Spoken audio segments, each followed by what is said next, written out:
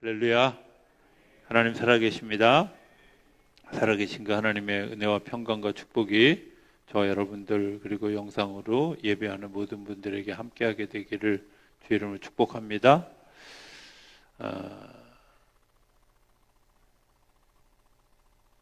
97년에 미국을 한 달 정도 각 가정을 방문하면서 매일 밤 낯선 곳에 가서 자야 되는 그런 경험들을 했던 적이 있습니다. 어느 주일날 아침에 이제 식탁에서 밥을 먹다가 아주 굉장히 그 당시에는 되게 충격적인 그런 사건 하나를 경험을 했습니다. 그 집에 이제 젊은 부부였고 아이들이 둘이 있었는데 이 두 아이가 다 이제 식당 가면 높은 의자에 이렇게 벨트 매는 의자 있죠?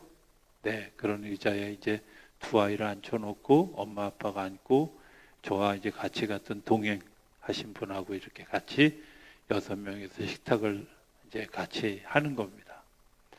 같이 하는데 이제 막내 아이가 포크를 땅에 떨어뜨렸어요.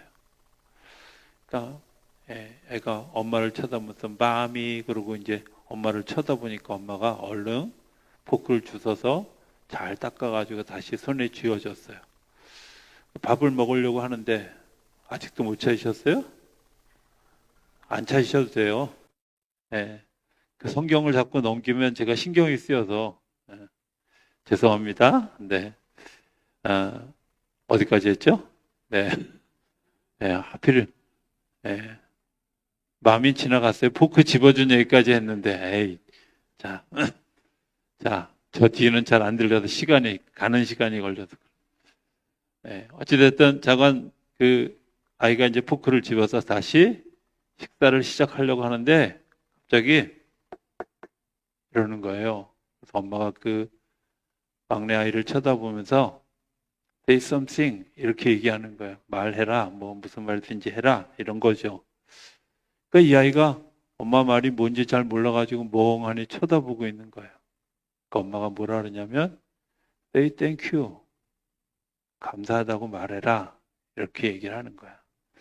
그러니까 이 아이가 thank you mom 이러고 이제 식사를 했어요. 근데 되게 충격적이었어요. 엄마가 포크를 집어준 일 감사하다고 얘기해라. 감사하다고 얘기하라. 저는 글쎄요, 기독교 국가, 기독교 사회가 가지고 있는 굉장히 중요한 말의 힘이 두 가지가 있다고 생각하거든요. 하나는 thank you 하는 것과 또 하나는 I'm sorry. 또 혹은 제가 잘못했습니다. 이렇게 얘기하는 거예요. 우리가 우리 사회에서 쉽게 찾아보기 어려운 그런 사건을 제가 보면서 이런 생각을 했지요. 사회가 건강하다, 행복하다 하는 것이 어디 있을까? 우리가 쉽게 알 수 있잖아요. 불평하는 사람을 보고 원망하는 사람을 보면 행복하시죠? 감사하는 사람, 그리고 그것에 대해서 행복해하는 사람을 보면 행복하시죠? 그죠? 내가 다른 사람들에게 어떻게 보여질까 하는 것 이전에 사실 생각해 보면 감사하는 사람 옆에 있으면 행복하게 되고 감사한 것 때문에 행복 바이러스가 더 연결되어져 가게 된다는 거죠. 어떻게 생각하면 감사는 인격이라고 생각합니다. 그 사람이 가지고 있는 삶의 품격이기도 하잖아요. 어떤 것까지도 감사할 수 있을까? 어떤 것을 감사할 수 있는가? 아마 이런 것들이 그 사람의 삶의 태도, 인격, 품격을 결정하는 요소가 되어질 것이라고 생각합니다. 아무리 많은 것을 갖다 주어도 감사하지 못하는 자들이 있지요. 생각해 보면 그런 일들이 오늘 우리 사회에 굉장히 많이 있는 거죠. 혜택을 베풀고 그 혜택을 누리고 있음에도 불구하고 그것에 대해서 감사하는 마음이 없는. 그러면서 우리 사회가 OECD 31개 나라 중에 행복 지수가 거의 바닥이잖아요. 왜 그랬을까? 생각해 보면 우리 안에 감사한 마음이 없고 이게 내 탓입니다 라는 마음이 없는 것은 아닐까 하는 생각들을 해보게 되죠. 더 걱정스러운 건 오늘 내가 감사하지 못한 것 때문에 미래도 불투명하다는 겁니다. 감사하지 않는 사람의 미래는 어떤 일들이 일어날까 생각해 보면 오늘 우리의 모습이죠. 감사하지 않는 하루하루를 살아가는 일들, 내 생활은 넉넉해지고 또 삶은 부해졌을지 모르지만 마음속의 행복, 마음속의 기쁨 이런 것들이 사라져가는 그런 일들을 우리가 기억하잖아요. 오늘 문득 말씀을 준비하다가 이제 점심을 먹고 집에서부터 교회를 걸어오면서 이제 그 마을 있는 데를 이렇게 지나오게 됐어요. 그러면서 이제 예전에 제가 보았던 이 작전동의 그 가옥 형태를 이렇게 생각해냈어요. 문을 열고 들어가면 부엌이 있고 다시 부엌에서 쪽문을 열고 들어가면 방이 있었던, 화장실은 공동 화장실 쓰고 그랬던. 딴 동네에서 사셨어요? 이 동네 안 사셨어요? 제가 잘못 알고 있는 거예요? 자, 그런 우리 근데 제가 생각해 보면 그때의 작전동은 참 따뜻했다, 행복했다, 즐거웠다, 웃음소리가 넘쳤다 이랬던 것 같아요. 제가 85년도 8월 6일 날 이 교회 처음 방문했을 때의 느낌도 저는 그랬어요. 되게 활발하다, 또 되게 잘 웃는다 이런 느낌이었어요. 지금이 그렇지 않다는 얘기를 굳이 하려고 하는 건 아니에요. 그런데 어찌됐든 조금 그런 것 같다. 저는 이런 생각이 들어요. 감사함이라는 것은 어떤 의미에서 보면 신앙 고백이기도 하잖아요. 하나님이 나를 이끌어 오셨습니다. 또 나를 이끌어 가실 것입니다. 하나님이 나를 이 가운데서도 웃게 하셨는데 더 다른 환경 가운데도 나를 웃게 하실 것입니다. 감사한다는 말은 어떤 의미에서 보면 내가 가지고 있는 신앙의 성숙도이기도 하다는 거죠. 하나님이 우리의 미래를 열어주실 것에 대한 확신, 하나님의 지혜, 신비, 그리고 하나님의 능력으로 미래가 전망되어질 때 감사할 수 있게 되죠. 저는 그런 의미에서 오늘 다니엘의 이 사건은 어쩌면 감사함을 경험하는 가장 큰 대표적인 사건이다. 이런 생각을 해보게 됩니다. 다니엘이 지금 있는 곳은 바벨론 땅입니다.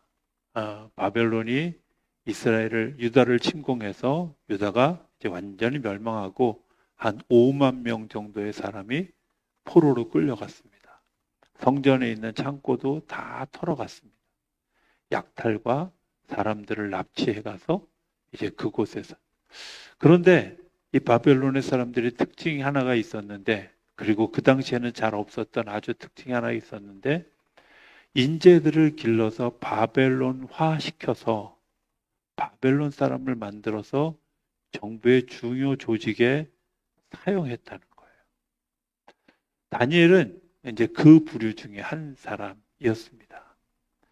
다니엘이 바벨론의 옷을 입고 바벨론식 이름을 쓰고 그리고 바벨론식 음식을 먹고 그러면서 그 궁전 안에서 공부하고 고관대작이 되어지고 총리에까지 이르게 되는 상태가 되었습니다.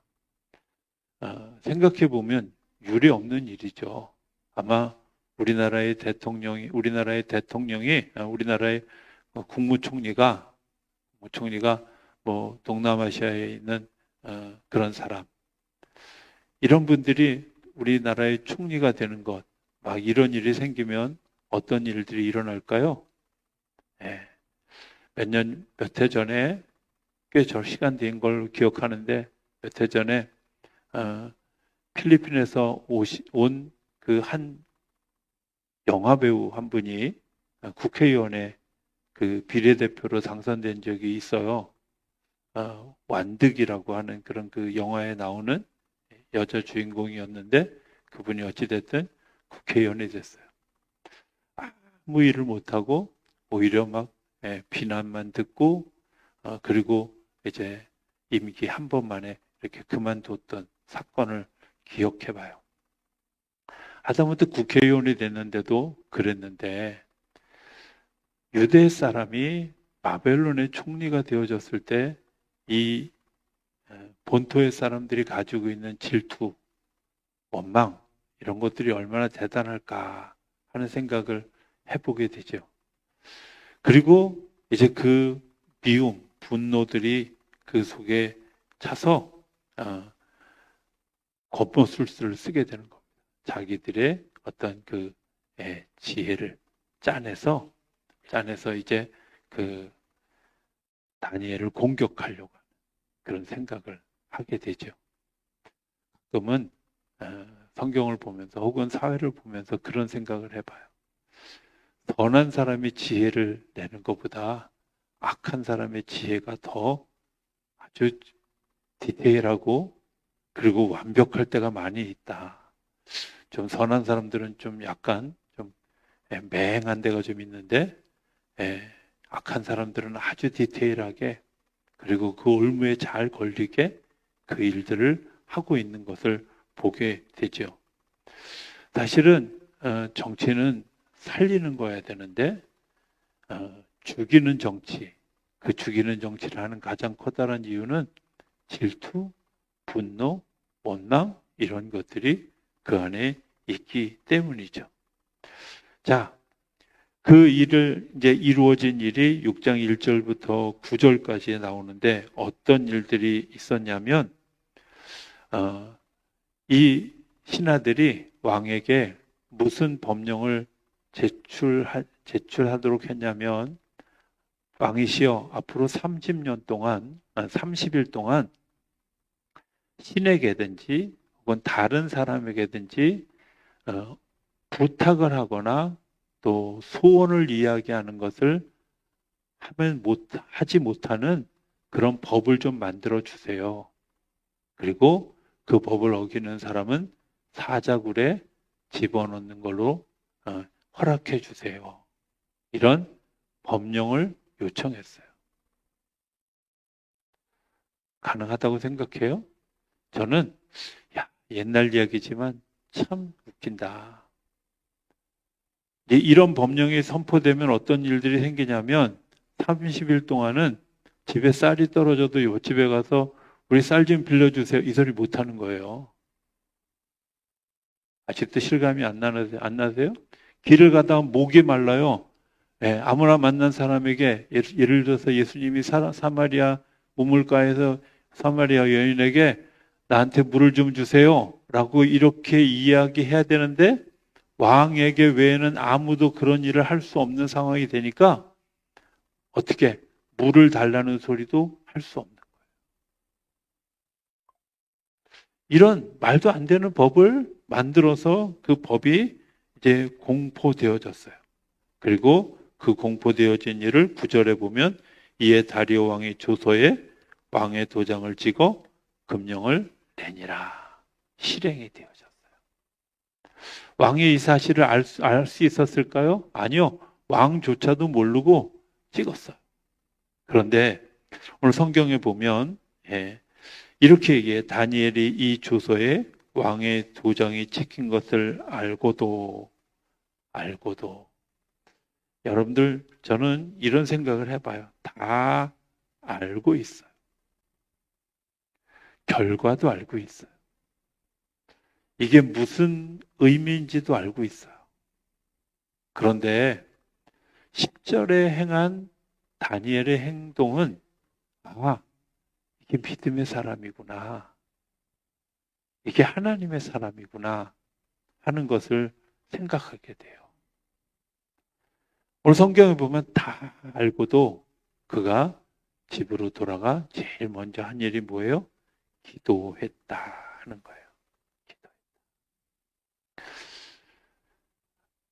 같으면 왕에게 아니 이런 어리석은 짓을 하십니까? 하고 예? 좀 항소라도 할 것 같아요. 그 일을 꾸미는 사람들 붙들고 당신들 이러시면 안 됩니다 하고 이야기도 할 것 같아요. 이런 말도 안 되는 일을 꾸미는 당신들 나쁜 사람입니다 하고 욕도 할 것 같아요. 그런데 다니엘이 한 첫 번째 행동은 뭐였냐면 그 모든 사실을 다 알고 있는데 집으로 돌아가 기도하는 일부터 시작했다는 거예요. 말도 안 되는 사건, 음모, 그런데 그 모든 일들이 있는 그때에 하나님 앞에 가서 기도하는 것부터 시작했다. 오늘 우리들의 모습, 내가 하나님을 바라보고 하나님을 따라가는 사람의 모습과 모습이 어때야 될까 하는 것들을 아마 전형적으로 보여주는 다니엘의 모습이라고 생각이 되어져요. 제일 중요한 일, 하나님과 나와의 관계를 바로 하는 일부터 시작해요. 내가 판단하고, 내가 결정하고, 내가 무엇을 행하고, 이 이전에 더 중요한 일이 있어요. 내가 판단하고, 내가 생각하고, 그리고 내가 움직이기 이전에 먼저 해야 될 일이 있어요. 그게 뭐예요?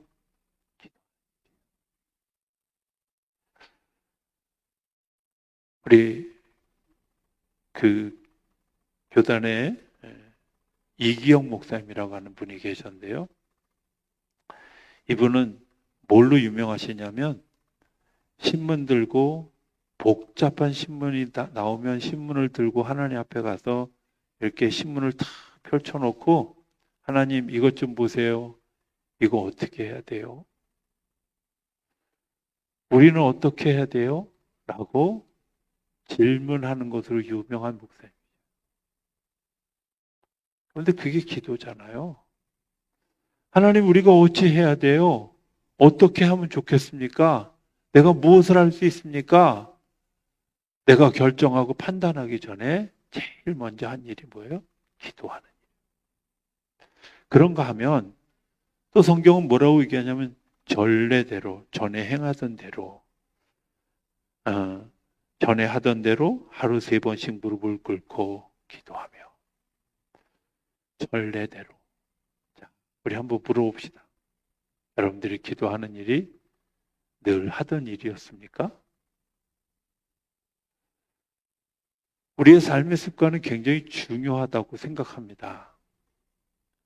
내가 어떤 삶의 습관을 가졌느냐에 따라서 위기가 오고 어려움이 오면 그것을 극복할 에너지가 어디에선가부터 나오지만 그런 일들이 없으면 이렇게 상황이 주어졌을 때 이런 행동들이 나오지 않는다는 거예요.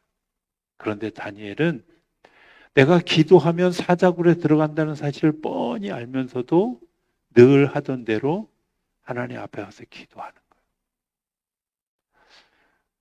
우리가 다 배웠잖아요. 신앙생활 하면서 아침에 일어나서 기도하고 밤에 자기 전에 기도하고 밥 먹기 전에 기도하고 일하기 전에 기도하고 그렇죠? 분위기가 이러면 참 어렵습니다. 네, 그렇잖아요. 이 기도하는 일이잖아요. 이게 내 습관이죠. 이러신 분들 없어요? 아무 생각 없이 배고파가지고 밥을 막 먹다가 한 입 물었는데 제 기도 안 했네. 그리고 입에 물고 기도해 본 경험 없으세요? 다 있잖아요. 네. 뭘 또 물어본다고 또 전사님 뒤에서 손을 또 이렇게. 네. 맞아요. 그게 전례대로죠. 제가 지난번에 수요일 날 그런 얘기 드렸었는데 다시 한번 제가 대회 때 이런 얘기 하면 또 대회 때 시험 드는 분이 생길 수 있어요. 여기는 내가 웬만한 얘기해도 시험 안 되실 분들이라 그냥 이야기할 수 있는데 우리가 감사하는 습관, 기도하는 습관 이런 습관을 좀 가져봤으면 좋겠다. 적어도 하나님 내가 하루에 한 번 이상 시간을 정해놓고 기도하겠습니다. 우리 중보기도팀은 자기 기도 시간이 있어요. 그죠? 안 하시나? 왜 반응이 이러실까요? 자기 기도 시간이 있잖아요. 그 기도 시간을 지켜서 내가 늘 기도하기 때문에 그 기도의 능력이 있는 거예요. 적어도 내가 예수 믿는 사람이라면 내가 시간을 정해놓고 하나님과 더불어서 뭐 다니엘처럼 하루에 3번 기도하지 않다 할지라도 내가 시간을 정해놓고 기도하는 시간, 내가 시간을 정해놓고 말씀을 읽는 시간, 내가 시간을 정해놓고 하나님을 위해서 무언가를 하는 시간을 가지는 일은 저는 되게 중요한 일이라고 생각해요. 분당에 사는 한 집사님이 계신데요. 어느 날 이야기를 하는데, 목사님, 저는 새벽 기도할 시간이 없어서요. 왜요? 분당에서 그 청와대 가까운 경복궁 있는 데로 출근을 해요. 두 부부가 다. 그런데 어쨌든 서로 각자 차를 타고 오는데도 아침 5시 좀 지나서 집에서 출발한대요. 뭘 하나 궁금해서, 그래서 업무가 시작되는 9시까지 뭘 하세요? 이렇게 물었어요. 그랬더니 사무실에 제일 먼저 와서 하는 일이 기도하고 큐티 묵상하고 그리고 가까운 곳에 가서 운동하고 그리고 아침 먹고 그리고 하루 일과를 시작한다. 되게 놀라웠어요. 적어도 내가 하루를 시작할 때 기도하는 자기의 습관, 말씀을 읽는 습관. 제가 지난 수요일날 말씀드렸던 건 이런 거였어요. 내가 하루에 얼마씩의 감사하는 습관을 좀 갖는 것도 필요하다.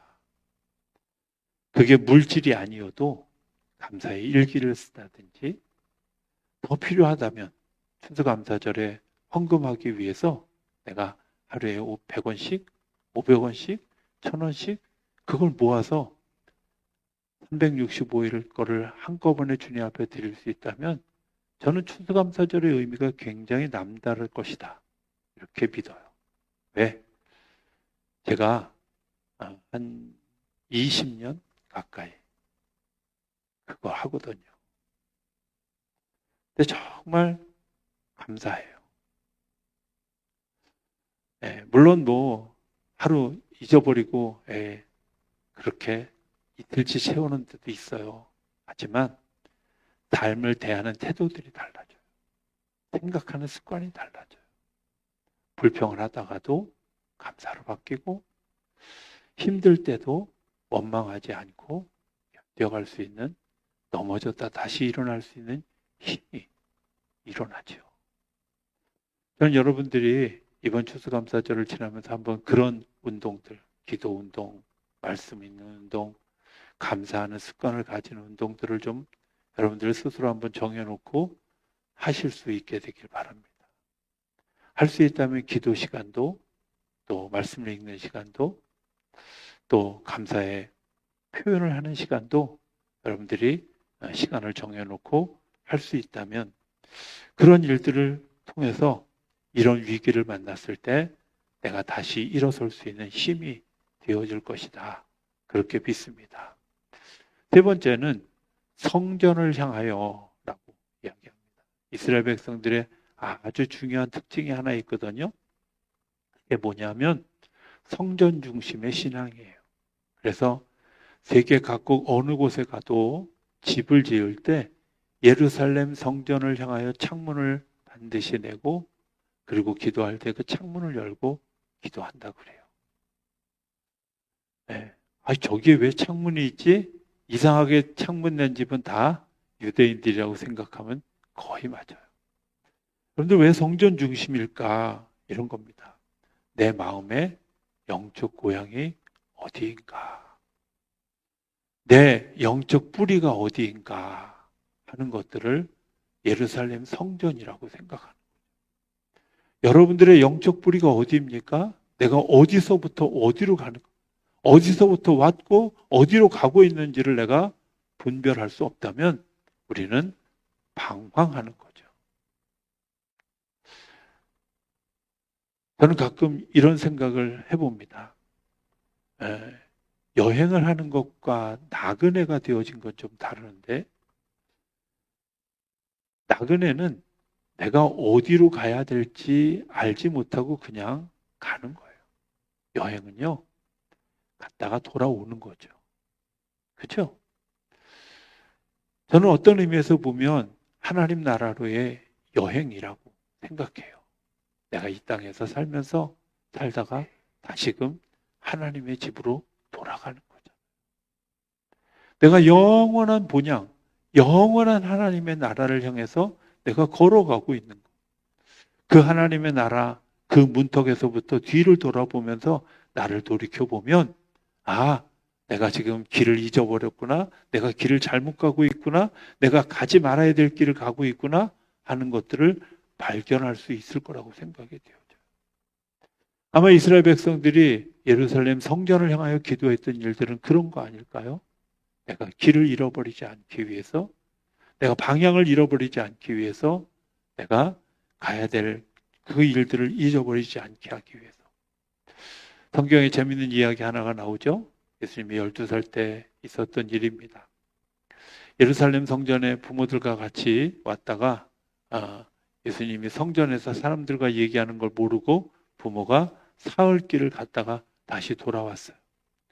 얼마나 놀랬겠어요. 며칠 전에도 저희 아내랑 둘이서 애들 키운 얘기하다가 우리 큰애가 큰애를 남대문 시장에서 잊어버렸어요. 근데요, 백화점처럼 뭐 방송이 되는 것도 아니고, 그리고 그 사람 많은데 정말 미친 사람처럼 막 그냥 애 이름을 불러가면서 막 그렇게 뛰어다녔던 그 생각을 하면 지금도 가끔은 등골이 오싹하곤 해요. 그런데 사흘길을 갔다가 다시 돌아왔는데 태연하게 앉아서 성전에서 예수님이 사람들과 이야기하고 있는 거예요. 부모가 황당하기도 하고 얼마나 놀랬기도 했겠어요. 그런데 예수님이 태연하게 뭐라고 얘기하냐면, 내가 내 아버지 집에 있어야 할 줄을 모르셨단 말이에요. 저는 이런 의미로 생각해요. 내 아버지 집, 평안한 집, 이곳이 내 안식처, 내가 영원히 거할 곳, 그런 거죠.